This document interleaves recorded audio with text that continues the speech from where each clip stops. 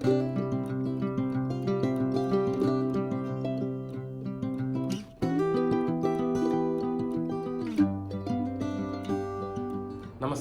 Dry powder ಇನ್ಹೇಲರ್ದು basic video already ನೀವು ನೋಡಿದ್ದೀರ ಅಂತ ಅಂದ್ಕೊಂಡಿದ್ದೀನಿ. ನೋಡಿಲ್ಲ ಅಂದರೆ ಫಸ್ಟ್ ಆ ವಿಡಿಯೋ ನೋಡಿದ ಮೇಲೆ ಈ ವಿಡಿಯೋನ ನೀವು ನೋಡಿದ್ರೆ ನಿಮಗೆ ಚೆನ್ನಾಗಿ ಅರ್ಥ ಆಗ್ತದೆ. So smart tips about dry powder inhalers ಅಂದರೆ, ಸೊ ಮೊದಲನೇ ಟಿಪ್ ಏನಂದರೆ ಸ್ಟೆಪ್ 1.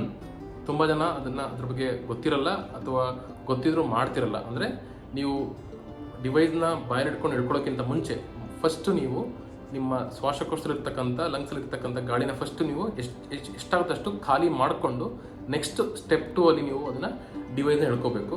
ಸೊ ಆವಾಗ ಹೆಚ್ಚಾಗಿ ಮೆಡಿಸಿನ್ಸು ಲಂಗ್ಸಿಗೆ ರೀಚ್ ಆಗುತ್ತೆ. ಸೊ ಮರಿದೇನೆ ಸ್ಟೆಪ್ 1ನ ನೀವು ಫಾಲೋ ಮಾಡಲೇಬೇಕು.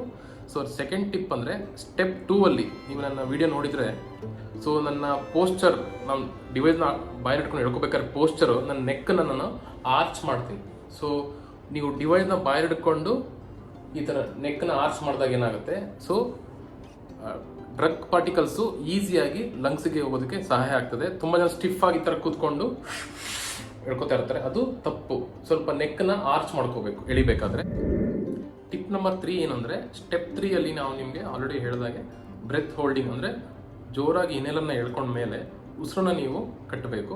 ನೀವು ಹೆಚ್ಚು ಸಮಯ ಉಸಿರು ಕಟ್ಟಿದಷ್ಟು ಡ್ರಗ್ಸ್ ಅಂದರೆ ಮೆಡಿಸಿನ್ಸು ಒಳಗಡೆ ಡೀಪರ್ ಪಾರ್ಟ್ಸ್ ಆಫ್ ದ ಲಂಗ್ಸ್ಗೆ ಹೋಗೋದಕ್ಕೆ ಸಹಾಯ ಆಗ್ತದೆ. ಆವಾಗ ನಿಮಗೆ ಸಿಂಪ್ಟಮ್ಸ್ ವೈಸು ಚೆನ್ನಾಗಿ ರಿಲೀಫ್ ಸಿಗುತ್ತೆ. ಲಾಸ್ಟ್ ಟಿಪ್ ಅಂದರೆ ವೆರಿ ಇಂಪಾರ್ಟೆಂಟ್ ಟಿಪ್ ಏನಂದರೆ, ನೀವು ಡಿವೈಸ್ನೆಲ್ಲ ಯೂಸ್ ಮಾಡಿದ್ಮೇಲೆ, ಇನ್ಹೇಲರ್ಸ್ನ ಯೂಸ್ ಮಾಡಿದ್ಮೇಲೆ ಮರೆಯದೆ ನೀವೇನು ಮಾಡಬೇಕಂದ್ರೆ ನೀರನ್ನ ತಗೊಂಡು ಬಾಯಿನ ಚೆನ್ನಾಗಿ ಗಾರ್ಗಲ್ ಮಾಡಿ ಸ್ಪಿಟ್ ಮಾಡಬೇಕು. ಚೆನ್ನಾಗಿ ಗಾರ್ಗಲ್ ಮಾಡಿ ಸ್ಪಿಟ್ ಮಾಡೋದ್ರಿಂದ ಸಣ್ಣ ಪುಟ್ಟ ಪಾರ್ಟಿಕಲ್ಸ್ ಏನು ನಿಮ್ಮ ಬಾಯಿ ಒಳಗಡೆ ಅದು ಅಂಟ್ಕೊಂಡಿರುತ್ತೆ ಅದು ಕ್ಲಿಯರ್ ಆಗುತ್ತೆ. ಸೊ ಲಾಂಗ್ ಟರ್ಮ್ ಯೂಸೇಜ್ಗೆ ಅದು ನಿಮಗೆ ತುಂಬ ಸಹಾಯ ಮಾಡ್ತದೆ.